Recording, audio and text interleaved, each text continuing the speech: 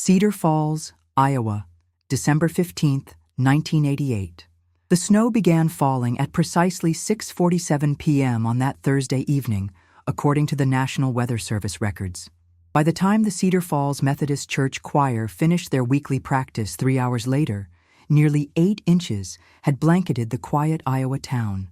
What happened in those final moments inside the century-old brick church would remain one of the most baffling mysteries in the state's history for the next 35 years.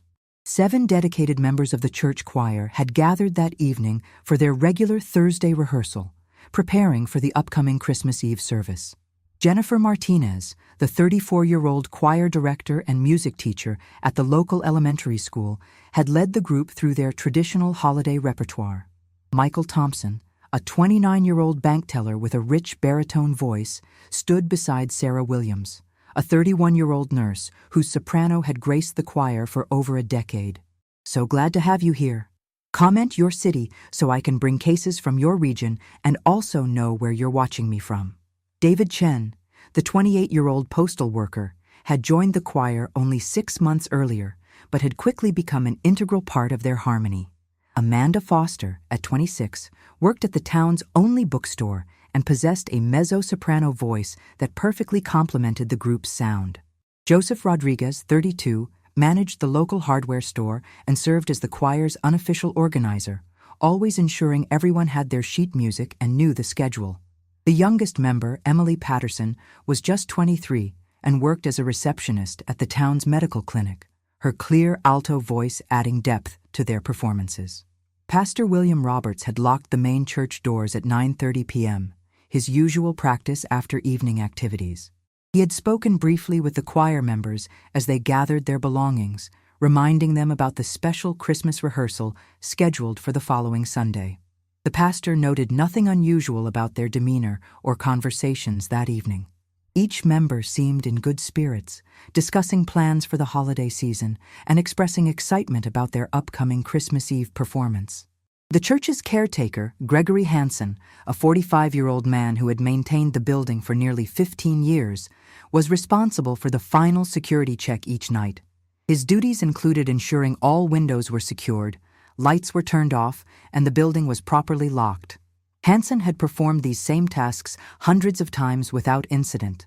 On this particular evening, he reported completing his rounds at approximately 10:15 p.m., finding everything in order. By morning, the storm had intensified, depositing over 14 inches of snow across Cedar Falls. Pastor Roberts arrived at the church at 7 a.m. for his daily prayer and preparation time, struggling through the deep snow that had accumulated overnight. The city's snow removal crews had not yet reached the church's street, making access to the building challenging. Upon entering through the side door with his key, Pastor Roberts immediately noticed something troubling. 7 sets of car keys lay scattered across the floor of the choir practice room, along with purses, wallets, and winter coats draped over chairs. Sheet music remained spread across the piano bench, and the overhead lights in the practice area were still illuminated. Most disturbing of all, 7 vehicles sat buried under snow in the church parking lot, their owners nowhere to be found. The pastor's initial assumption was that the choir members had perhaps taken shelter elsewhere due to the storm, possibly accepting rides home from other church members. However, when he began making telephone calls to their homes and families, a chilling pattern emerged. None of the 7 choir members had returned home the previous evening. Their families had assumed they were safely at the church or had found alternative shelter due to the weather conditions. Cedar Falls Police Chief Robert Stevens received the missing persons report at 8:45 a.m. Given the severity of the storm and the fact that 7 responsible adults had simultaneously vanished, he immediately classified the situation as a priority investigation. Officers Timothy Walsh and Brian Kelly were the first to respond to the scene, arriving at the church within 20 minutes of the initial call. The initial examination of the church revealed several puzzling elements. The practice room showed clear signs that a normal rehearsal had taken place. Music stands were positioned in their typical formation, and the choir's practice log showed that Jennifer had marked their attendance and noted the evening's accomplished repertoire. Water glasses sat half empty on a nearby table, and someone had written the date and practice objectives on the whiteboard in Jennifer's distinctive handwriting. More mysterious was the condition of the personal belongings left behind. The 7 sets of car keys were found in a neat pile on the piano bench, suggesting they had been deliberately placed there rather than dropped or forgotten. Each person's winter coat hung carefully on the back of chairs, despite the fact that venturing outside in the snowstorm without proper outerwear would have been extremely dangerous, if not impossible. Detective Angela Morrison, the most experienced investigator in the Cedar Falls Police Department, was assigned to lead the case. Her 17 years of law enforcement experience had prepared her for many unusual situations, but the complete disappearance of 7 adults from a locked building presented unprecedented challenges. Morrison began by interviewing every individual who had any connection to the church or the choir members on December 15th. The investigation expanded rapidly as Morrison and her team attempted to piece together the final hours before the disappearance. Phone records showed that Jennifer had called her husband at 8:30 p.m. to confirm she would be home by 10 p.m. Michael had spoken with his roommate at 8:45 p.m., asking him to record a television program that would air later that evening. These communications indicated that the choir members had every intention of returning to their normal lives after practice concluded. Security cameras in the area were scarce in 1988, but investigators did locate one traffic camera positioned 3 blocks from the church. The grainy footage showed normal traffic patterns throughout the evening, with no unusual activity or unfamiliar vehicles in the vicinity. The storm's intensity had reduced visibility significantly by 9 p.m., making detailed observation of individual vehicles nearly impossible. Search teams scoured a 5-mile radius around the church, focusing on areas where 7 people might have taken shelter during the storm. Abandoned buildings, nearby businesses, and residential properties were systematically examined. Search dogs were brought in from Des Moines, but the heavy snowfall had eliminated any potential scent trails. Aircraft surveillance was attempted once weather conditions improved, but no signs of the missing choir members were discovered. The families of the disappeared individuals cooperated fully with the investigation, providing detailed information about their loved ones' habits, relationships, and recent activities. None of the 7 had mentioned any personal problems, financial difficulties, or reasons they might voluntarily disappear. Their bank accounts remained untouched following December 15th, and no suspicious financial transactions were detected in the days preceding their disappearance. As weeks turned into months, the investigation continued but yielded no substantive leads. The FBI was consulted due to the unusual nature of the case and the possibility that the disappearances involved interstate transportation. Federal agents conducted their own analysis of the evidence but reached the same frustrating conclusion as local investigators. 7 people had seemingly vanished from existence without leaving any trace of their departure or destination. The case generated significant media attention throughout Iowa and neighboring states. Television news programs featured the story, and newspapers published detailed accounts of the mysterious disappearance. Despite widespread publicity and numerous tips from the public, no credible information emerged that could explain what had happened to the Cedar Falls Church choir. By the first anniversary of the disappearance, the active investigation had been reduced to periodic review of any new information that might surface. The case remained officially open, but Detective Morrison and her colleagues had exhausted all conventional investigative approaches. The 7 families were left with unanswered questions and the devastating uncertainty of not knowing the fate of their loved ones. The Cedar Falls Methodist Church continued to hold memorial services for the missing choir members, maintaining hope that they might someday return or that answers might finally emerge.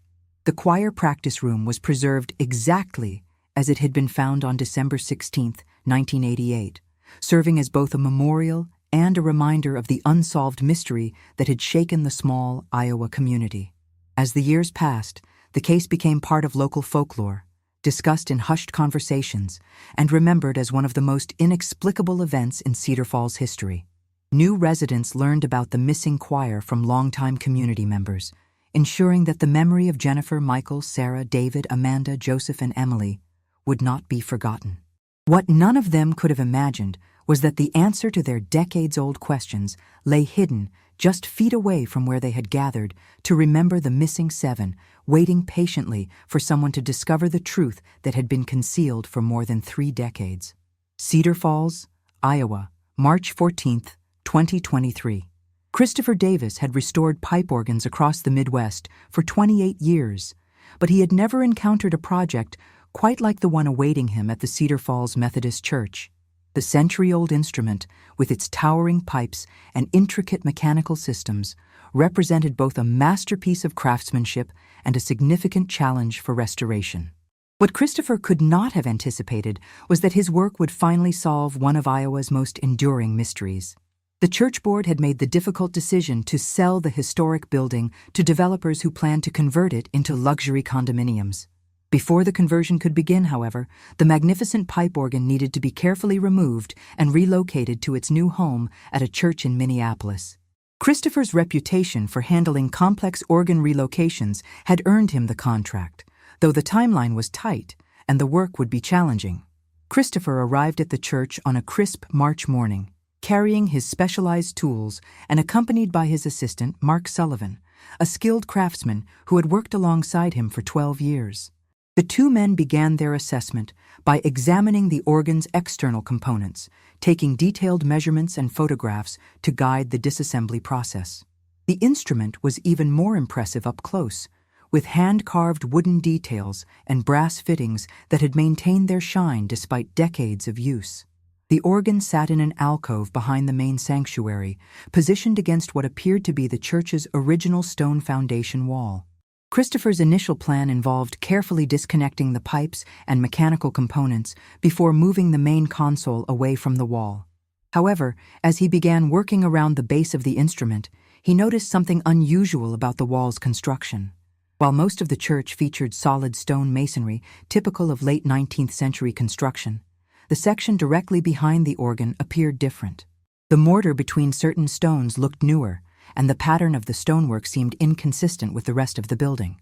Christopher's experience with historic buildings had taught him to recognize when structural modifications had been made, and this wall showed clear signs of alteration. Mark noticed his mentor's interest in the wall and joined him in examining the questionable masonry. They discovered that several stones in a rectangular pattern appeared to have been removed and then replaced, creating what looked like a hidden doorway that had been permanently sealed. The workmanship was skilled enough that the modification might have gone unnoticed by casual observers, but Christopher's trained eye could detect the subtle differences in construction technique. Curiosity overcame their original mission as the 2 men decided to investigate further. Christopher contacted the church board president, Catherine Miller, to discuss their discovery and obtain permission to examine the wall more thoroughly. Miller was intrigued by the possibility of uncovered church history and encouraged them to proceed, though she reminded them that the building sale was scheduled to close within 2 weeks. Using careful archaeological techniques, Christopher and Mark began removing mortar from around the suspicious stones. Their work revealed that the rectangular section was indeed a sealed doorway, approximately 6 feet tall and 4 feet wide. The quality of the sealing work suggested it had been done by someone with masonry experience, though determining when the work had been completed would require further investigation. After hours of painstaking work, they managed to remove enough stones to create a small opening. Christopher shined his flashlight through the gap and was amazed to discover a hidden room approximately 12 feet square. The space appeared to have been used for storage, with wooden shelves lining the walls and various items scattered throughout the room. Most shocking was the fact that the room showed no signs of decay or deterioration that would be expected after decades of abandonment. The air inside the hidden room was stale but not foul, suggesting that the space had been properly sealed when it was closed off. Christopher noted that someone had taken care to ensure the room would remain dry and protected from the elements. This level of attention to preservation seemed inconsistent with simply walling off an unwanted storage area. As Christopher's eyes adjusted to the dim interior, he began to make out specific objects within the room. Folded clothing sat neatly stacked on one shelf, while what appeared to be personal belongings occupied another. A purse sat on a small table in the center of the room, and sheet music was scattered across a makeshift desk constructed from wooden crates. Most disturbing was a small pile of items that looked suspiciously like identification documents. Mark insisted they contact the police before disturbing anything within the hidden room. Christopher agreed, recognizing that they might have stumbled upon something far more significant than forgotten church storage. They carefully replaced the stones they had removed, taking photographs to document their discovery, and contacted the Cedar Falls Police Department. Detective Jessica Parker, who had recently transferred to Cedar Falls from Des Moines, responded to Christopher's call.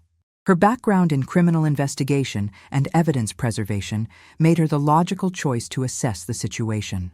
Parker arrived at the church within an hour, accompanied by Officer Daniel Brooks and crime scene technician Rachel Martinez.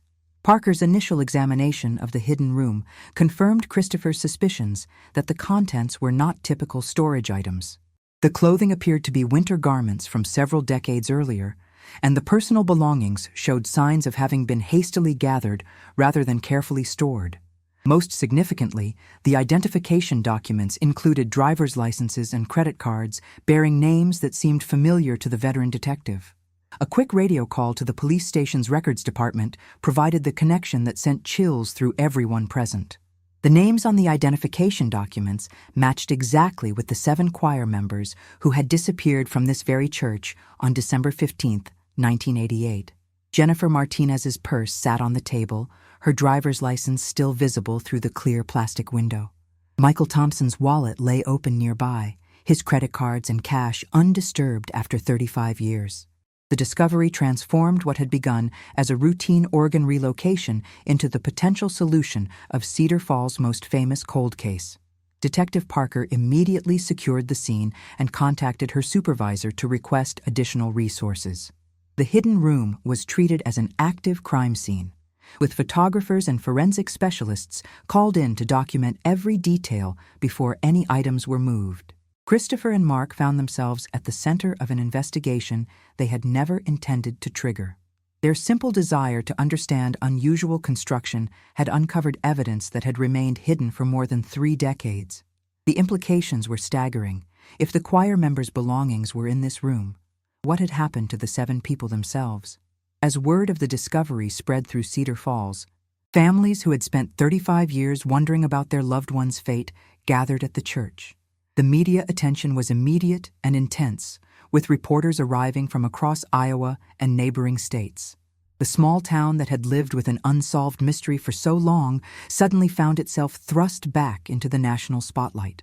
Detective Parker worked methodically to preserve the integrity of the evidence while managing the intense public interest in the case. The hidden room represented the first substantive lead in the choir disappearance since the initial investigation in 1988.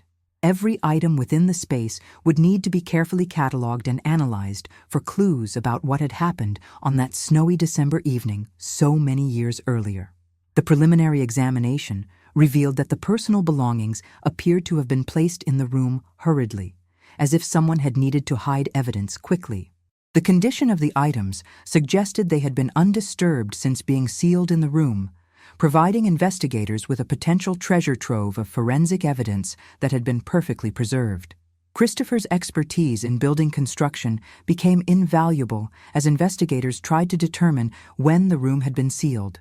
His analysis of the mortar composition and construction techniques suggested the work had been completed within days or weeks of December 15, 1988.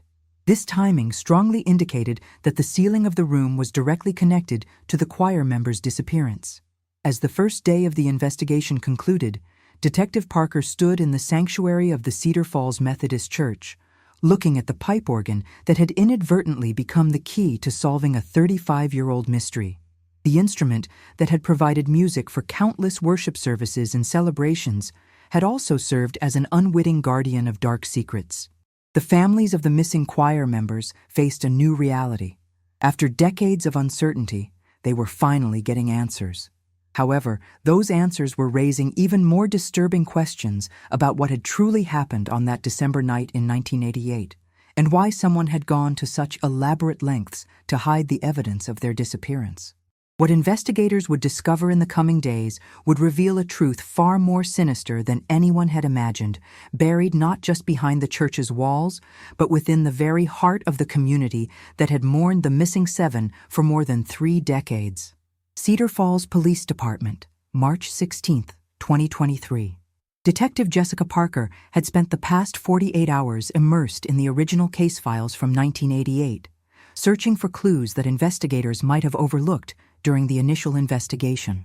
The discovery of the hidden room behind the church organ had breathed new life into a case that had remained dormant for over 3 decades. But it had also raised troubling questions about how 7 people could vanish without a trace from a locked building. The forensic analysis of the items found in the concealed chamber revealed disturbing inconsistencies with the original police reports. According to the 1988 investigation, Pastor William Roberts had been the last person to see the choir members alive, claiming he had locked the church at 9:30 p.m. after briefly speaking with them as they prepared to leave. However, the condition and arrangement of personal belongings in the hidden room suggested a very different sequence of events. Jennifer Martinez's purse contained her car keys, contradicting the original report that stated all 7 sets of keys had been found scattered on the piano bench in the practice room. More puzzling was the discovery of a partially completed church financial document in Michael Thompson's wallet, bearing calculations and notes that were never mentioned in any witness statements. The document appeared to be related to the church's building fund, with handwritten notations questioning certain expenditures and accounting discrepancies. Crime scene technician Rachel Martinez had carefully photographed and cataloged every item found in the room, creating a detailed inventory that painted a picture of hurried concealment rather than organized storage. Winter coats were found folded but wrinkled, suggesting they had been removed quickly and placed in the room while still warm from being worn. Personal items like watches and jewelry were scattered rather than neatly arranged, indicating someone had been in a significant hurry when hiding these belongings. The most significant discovery came during the examination of the room's construction. Detective Parker had requested that Christopher Davis, the organ tuner whose work had led to the discovery, provide a detailed analysis of when and how the wall had been sealed. His expertise in historical building construction proved invaluable, as he determined that the mortar used to seal the entrance was consistent with materials available in late 1988, strongly suggesting the room had been closed immediately after the choir's disappearance. Christopher's examination revealed additional troubling details about the construction work. The quality of the masonry indicated that whoever had sealed the room possessed significant skill and experience with stonework. This was not the hasty work of an amateur trying to hide evidence, but rather the careful craftsmanship of someone who understood building construction and wanted to ensure the concealment would remain undetected for years. Parker's investigation into church personnel from 1988 revealed that Gregory Hansen, the church caretaker, had extensive experience in construction and masonry work. Hansen had been employed by the church for 15 years at the time of the disappearance and was responsible for building maintenance and minor repairs. His background included several years working for a local construction company before accepting the caretaker position, providing him with exactly the skills necessary to create such an effective concealment. The detective's review of Hansen's activities following December 15, 1988, revealed several suspicious patterns that had not been thoroughly investigated during the original case. Hansen had taken an unexplained leave of absence for 2 weeks immediately after the choir's disappearance, claiming he needed to care for a sick relative in another state. However, attempts to verify this story in 1988 had been cursory, and no detailed records of his whereabouts during this period existed. More intriguing was Hansen's sudden change in financial circumstances following his return from leave. Bank records from early 1989 showed several large cash deposits into his personal account, totaling nearly $15,000 over a 3-month period. When questioned about these deposits during the original investigation, Hansen had claimed they represented payment for freelance construction work, but he had been unable to provide specific details about the projects or clients involved. Parker's investigation expanded to include interviews with former church members who had known Hansen during the 1980s. Several individuals recalled that his behavior had changed noticeably after the choir's disappearance, describing him as withdrawn and anxious during the months that followed. Margaret Foster, Amanda Foster's aunt and a longtime church member, remembered that Hansen had seemed particularly nervous whenever anyone mentioned the missing choir members. The detective's examination of church financial records from 1988 revealed another layer of complexity to the case. The building fund that Michael Thompson had apparently been reviewing before his disappearance showed irregular patterns of expenditure and documentation. Several large withdrawals had been made in the months preceding December 15th, with inadequate justification or supporting paperwork. These discrepancies suggested that someone within the church leadership had been misappropriating funds intended for building maintenance and improvements. Pastor William Roberts, who had died in 2015, could no longer provide clarification about these financial irregularities. However, interviews with surviving church board members from that era revealed that concerns about the building fund had been quietly discussed during several meetings in late 1988. The choir members, particularly Jennifer Martinez and Michael Thompson, had volunteered to review the church's financial records as part of their service to the congregation. This revelation provided a potential motive for the choir members' disappearance that had never been considered during the original investigation. If the 7 individuals had discovered evidence of financial misconduct within the church, they might have confronted whoever was responsible for the missing funds. The timing of their disappearance, occurring just days before they were scheduled to present their findings to the church board, seemed too coincidental to ignore.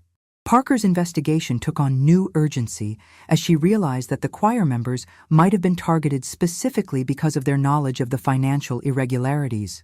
The hidden room behind the organ began to take on a more sinister significance, suggesting not just concealment of evidence, but potentially something far more disturbing about the fate of the 7 missing individuals. The detective's review of Hansen's employment records revealed that he had access to all areas of the church building, including spaces that were normally restricted to clergy and board members. His keys would have allowed him entry to the building at any time, and his knowledge of the building's construction would have made him aware of potential hiding places that others might not have known existed. Physical evidence found in the hidden room supported the theory that the choir members had been present in that space. Fabric samples from the clothing found there contained traces of limestone dust consistent with the church's original construction materials, suggesting the items had been in contact with the building's stone surfaces. More significantly, hair samples found on several garments were being analyzed for DNA comparison with surviving family members of the missing individuals. The forensic timeline was beginning to suggest a sequence of events that differed dramatically from the original investigation's conclusions. Rather than the choir members leaving the church and disappearing somewhere in the community, evidence indicated they had never left the building at all. The discovery of their personal belongings in the concealed room suggested they had been present in that space, though what had happened to them there remained unclear.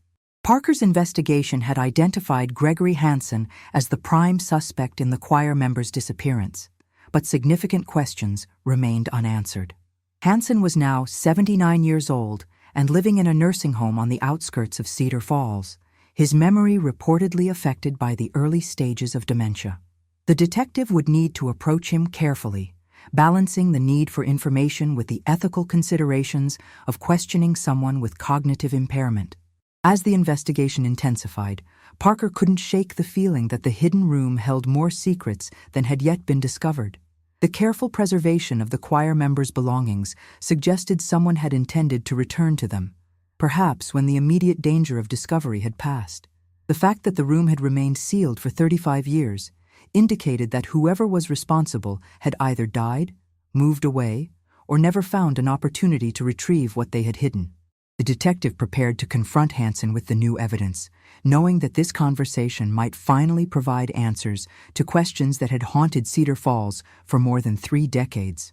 However, she also realized that those answers might reveal a truth far more disturbing than anyone had imagined about what had really happened to the 7 choir members on that December night in 1988. Sunset Manor Nursing Home, March 18, 2023. Detective Jessica Parker had conducted hundreds of interviews throughout her career, but few had carried the emotional weight of her upcoming conversation with Gregory Hansen. The 79-year-old former church caretaker sat in his wheelchair beside a window overlooking the nursing home's garden, his weathered hands folded in his lap as Parker and Officer Daniel Brooks approached. The 3 decades that had passed since the choir's disappearance had transformed Hansen from a robust middle-aged man into a frail elderly resident whose memory flickered between clarity and confusion. The detective had prepared extensively for this interview, consulting with medical professionals to understand the progression of Hansen's dementia and how it might affect his ability to provide reliable information. Dr. Elizabeth Murphy, the nursing home's director, had explained that Hansen experienced periods of lucidity interspersed with episodes of confusion, making timing crucial for any meaningful conversation about past events. Parker began the interview carefully, establishing Hansen's current mental state and his recollection of recent events. His responses were coherent but slow, suggesting that while his cognitive abilities were compromised, he retained enough awareness to understand the nature of the conversation. When the detective gradually shifted the discussion to his time at the Cedar Falls Methodist Church, Hansen's demeanor noticeably changed, his eyes becoming more focused and his posture growing tense. The mention of December 15, 1988, triggered an immediate reaction from Hansen that surprised both investigators. His hands began trembling, and he repeatedly glanced toward the door as if considering whether to leave the room.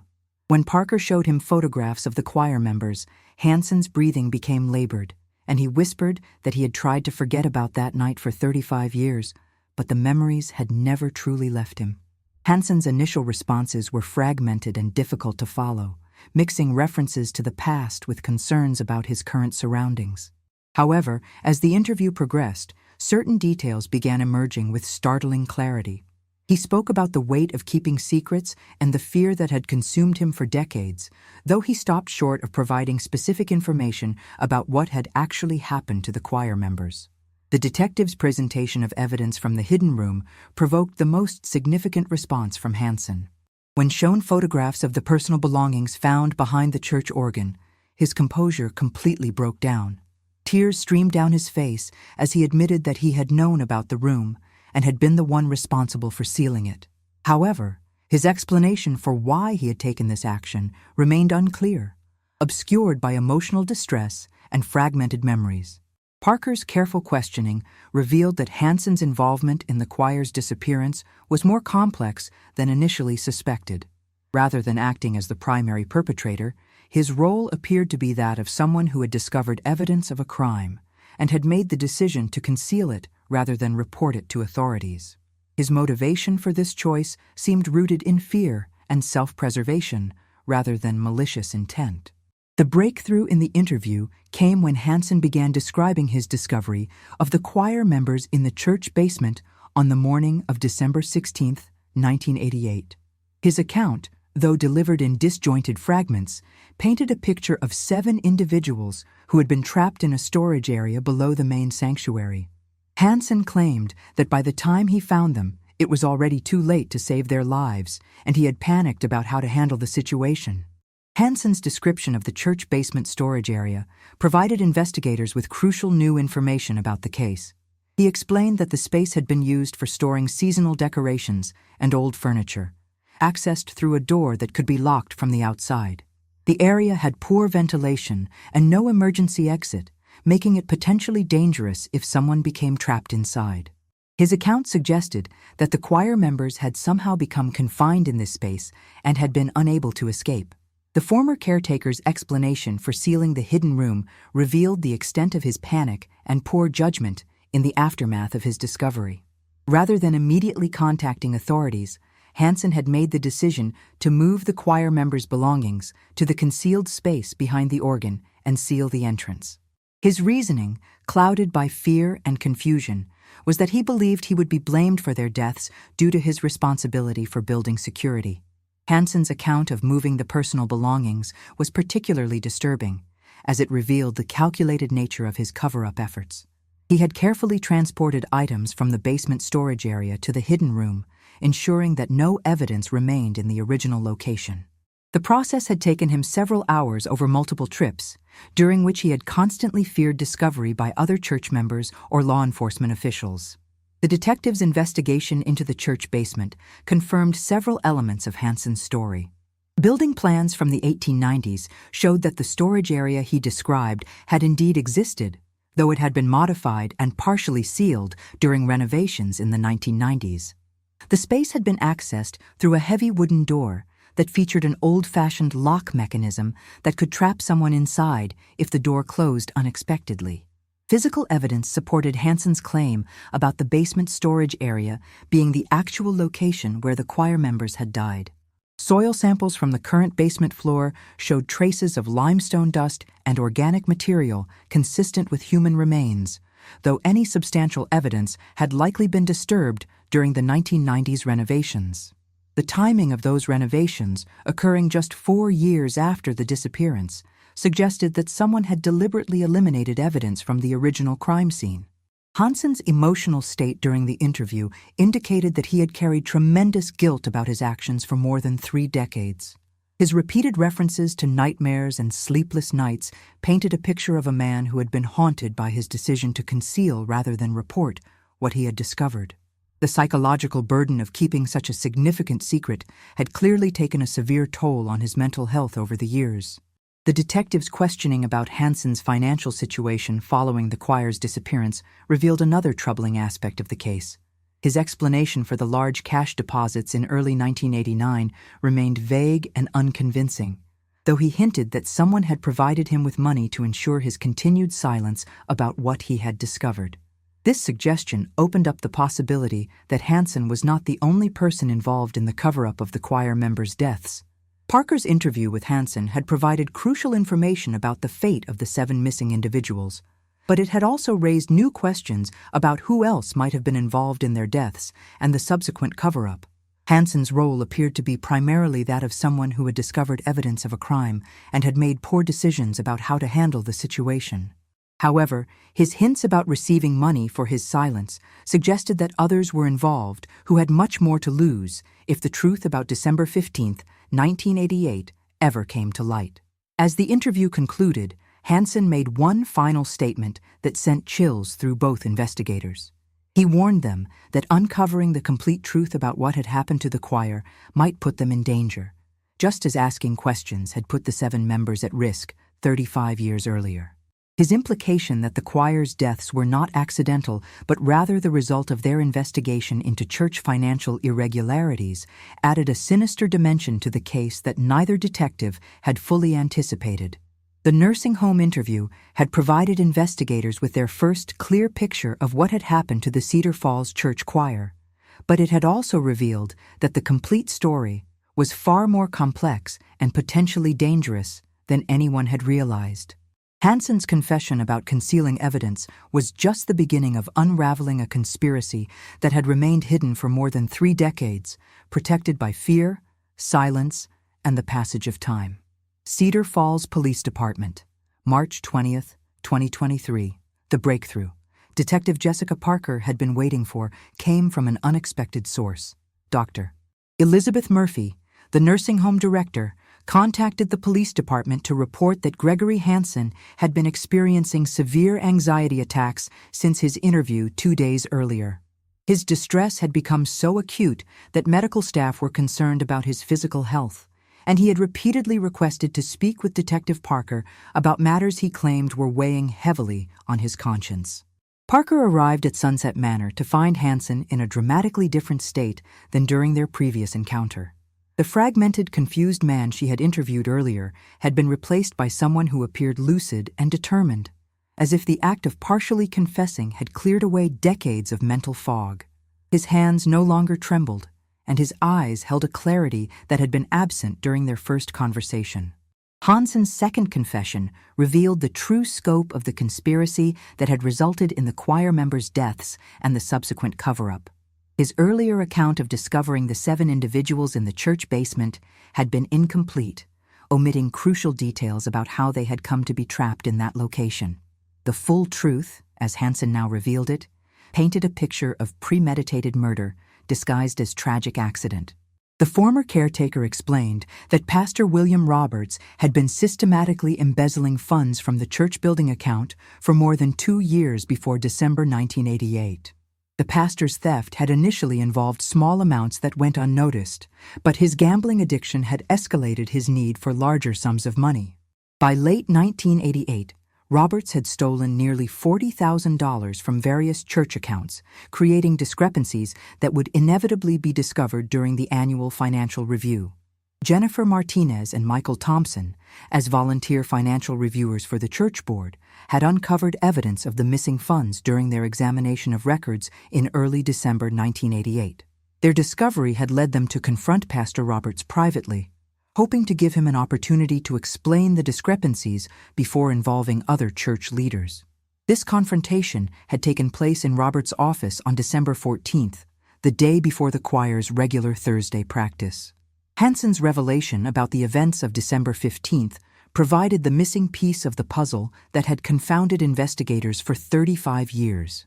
Pastor Roberts had arranged to meet with all 7 choir members after their practice concluded, claiming he needed to discuss important church business with them.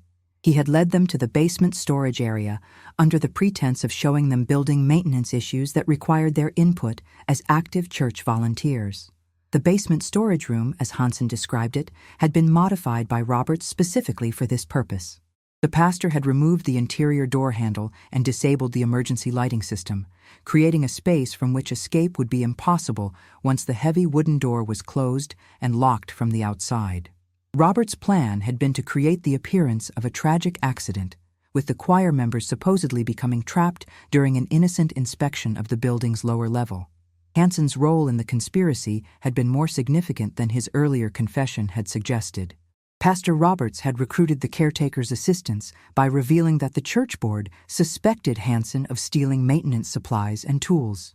Roberts had offered to protect Hansen from these accusations in exchange for his cooperation in resolving the financial crisis that threatened both of their positions at the church. The caretaker's participation in the cover-up had begun immediately after the choir members' deaths. While Roberts had handled the initial stages of concealing the crime, Hansen had been responsible for the physical aspects of eliminating evidence. His construction experience had been crucial in sealing the basement storage area and creating the hidden room behind the organ where the victim's personal belongings were concealed. Hansen's account of the cover-up revealed the calculated nature of Roberts' planning. The pastor had anticipated that the choir member's disappearance would be investigated, so he had carefully constructed an alibi that placed him outside the church during the critical time period. Roberts had arranged for Hansen to confirm that the building had been empty when he completed his security rounds, establishing a timeline that suggested the choir members had left the church before their deaths occurred elsewhere. The financial aspect of the conspiracy had involved more than just concealing Roberts' embezzlement. Hansen revealed that the pastor had used church funds to pay several individuals for their silence and cooperation in maintaining the cover-up. The large cash deposits in Hansen's bank account following the choir's disappearance had come directly from stolen church money, payment for his participation in the concealment of evidence. Detective Parker's investigation into Pastor Roberts' activities following December 1988 revealed a pattern of behavior consistent with Hansen's confession. Roberts had quickly implemented new financial controls at the church, supposedly to prevent future irregularities, but actually to eliminate opportunities for anyone else to discover his theft. He had also arranged for the basement renovations in the early 1990s, ensuring that any remaining physical evidence would be destroyed. The detective's examination of Roberts' personal finances revealed that his gambling debts had continued to escalate even after the choir members' deaths. By 1990, he was borrowing money from multiple sources and had begun stealing from other church accounts to cover his losses. His financial problems had eventually forced him to resign from his position in 1993, though he had managed to avoid criminal charges by claiming health issues as the reason for his departure. Hansen's confession also revealed the psychological toll that the conspiracy had taken on Pastor Roberts in the years following the crime. The caretaker described Roberts as increasingly paranoid and unstable, constantly fearing that the truth about December 15th would be discovered. Roberts had made several attempts to relocate the hidden evidence, but had ultimately decided that moving it would create too great a risk of exposure. The most disturbing aspect of Hansen's final confession was his revelation about Roberts' death in 2015. The pastor's passing had been attributed to natural causes, but Hansen claimed that Roberts had taken his own life after learning that the church building was going to be sold and renovated. The prospect of construction work that might uncover the hidden room had filled Roberts with terror about the eventual discovery of the concealed evidence. Parker's investigation confirmed several elements of Hansen's account through documentary evidence and witness interviews. Church board minutes from late 1988 showed that concerns about financial irregularities had indeed been raised, and Roberts had been scheduled to meet with auditors in January 1989. The pastor's sudden implementation of new accounting procedures immediately after the choir's disappearance now appeared to be part of his effort to prevent further scrutiny of the missing funds. The detective's review of Roberts' medical records revealed that he had been prescribed medication for severe anxiety and depression beginning in early 1989, consistent with the psychological stress of concealing his involvement in multiple deaths. His doctor's notes indicated that Roberts had complained of insomnia and recurring nightmares, symptoms that had persisted throughout the remaining years of his life. Hansen's final confession provided investigators with a complete picture of the conspiracy that had resulted in the choir members' deaths, but it also raised questions about whether justice could still be served. Pastor Roberts, the primary perpetrator, had died 8 years earlier, and Hansen's advanced age and deteriorating health made prosecution problematic. The case would likely be resolved through the formal identification of the victim's remains rather than through criminal proceedings. The emotional impact of Hansen's confession extended far beyond the legal implications of the case. The families of the 7 choir members finally had answers about their loved one's fate, but those answers revealed a betrayal of trust that was almost as devastating as the original loss. The realization that their family members had been murdered by someone they had trusted and respected added a new dimension of grief to their decades-long suffering. As Detective Parker prepared to conclude the investigation, she reflected on the tragic irony that the choir members' commitment to serving their church community had ultimately led to their deaths. Their willingness to volunteer for financial oversight duties had put them in a position to discover Pastor Roberts' theft, setting in motion the events that would result in their murders and the elaborate cover-up that had concealed the truth for 35 years. The investigation's conclusion would bring closure to one of Iowa's most enduring mysteries, but it would also serve as a stark reminder of how positions of trust and authority could be exploited by those willing to commit the ultimate betrayal of the communities they were supposed to serve. Cedar Falls, Iowa, April 15, 2023. The formal conclusion of the 35-year-old investigation brought both relief and renewed grief to the families who had spent decades wondering about the fate of their loved ones.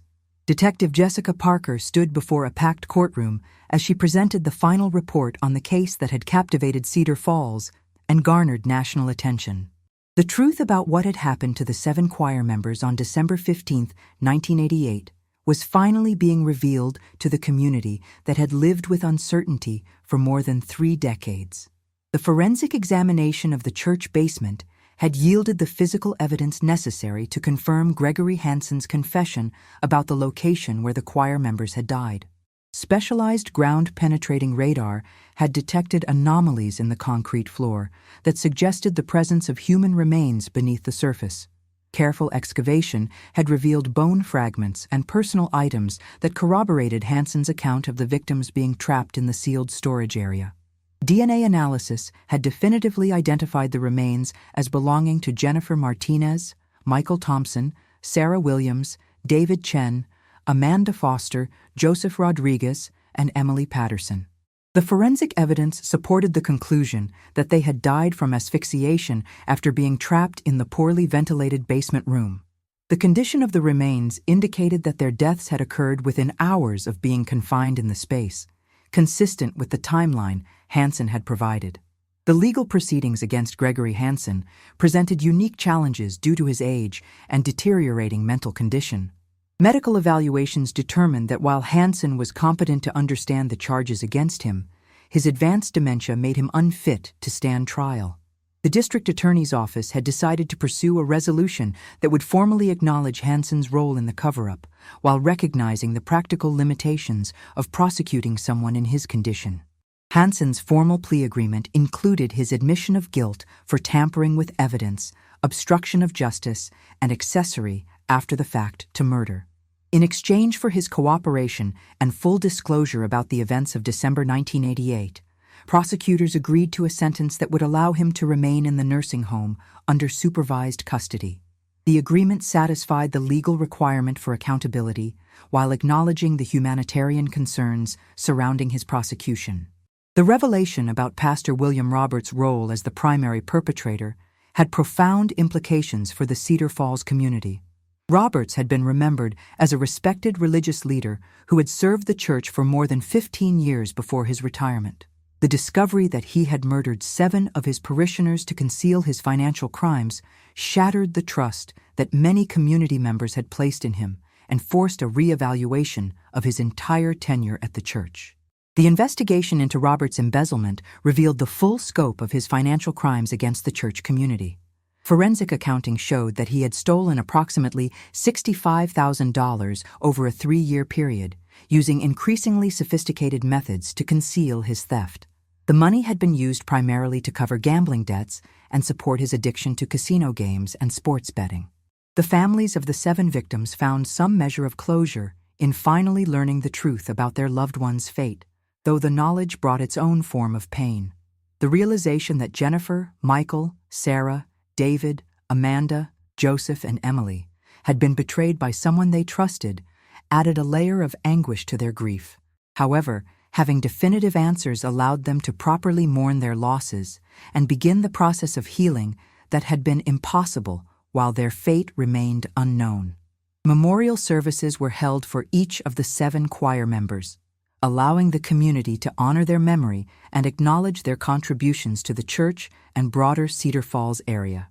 The services drew hundreds of attendees, including many who had participated in the original search efforts in 1988 and had never stopped hoping that answers would eventually emerge. The overwhelming support demonstrated the lasting impact that the missing choir members had made on their community. The Cedar Falls Methodist Church, which had been sold for development, was instead preserved as a memorial site following the resolution of the case. Community fundraising efforts had raised enough money to purchase the building from the developers and convert it into a community center dedicated to the memory of the 7 victims. The hidden room behind the organ was preserved as part of a memorial display that told the story of the investigation and honored those who had lost their lives. Christopher Davis, the organ tuner whose work had led to the discovery of the hidden room, was recognized by the city of Cedar Falls for his role in solving the case. His dedication to understanding the unusual construction behind the organ had provided the breakthrough that investigators needed to uncover the truth. Davis had donated his time to help preserve the organ as part of the memorial, ensuring that the instrument that had concealed the evidence would serve as a reminder of the importance of seeking truth and justice. The case had broader implications for law enforcement agencies dealing with cold cases and missing persons investigations. The Cedar Falls investigation demonstrated the value of re-examining old cases with new technology and fresh perspectives.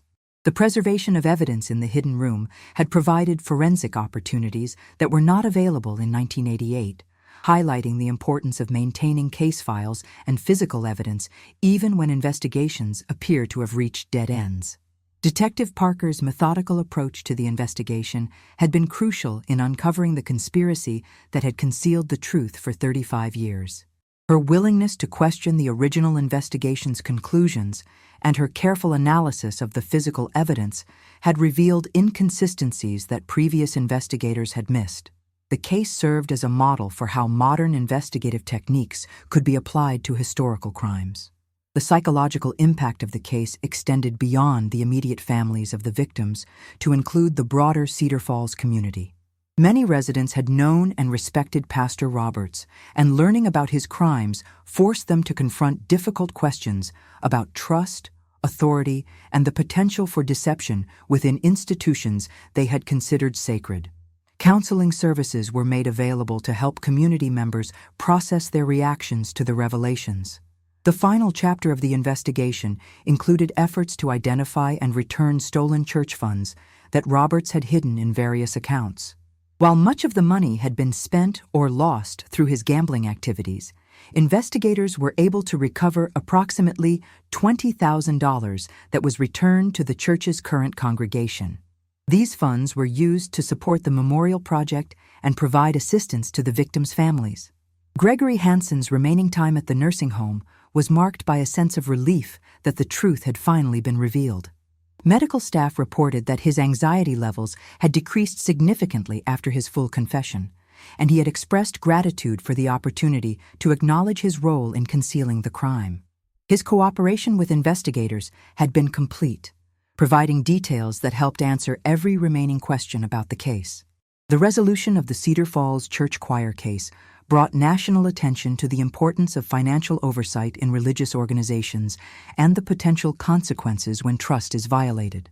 The story served as a cautionary tale about the need for transparency and accountability in all institutions, regardless of their sacred or secular nature. Educational programs were developed to help other religious communities implement safeguards against financial crimes. As the first anniversary of Christopher Davis's discovery approached, the Cedar Falls community prepared for the dedication of the memorial center that would permanently honor the memory of Jennifer Martinez, Michael Thompson, Sarah Williams, David Chen, Amanda Foster, Joseph Rodriguez, and Emily Patterson. Their tragic deaths had been transformed into a lasting legacy of the importance of courage, integrity, and the persistent pursuit of truth. The case that had begun with a mysterious disappearance on a snowy December night in 1988 had finally reached its conclusion 35 years later. While justice could not restore the lives that had been lost, the truth had been revealed, and the memory of 7 individuals who had served their community with dedication and faith would be preserved for future generations to remember and honor.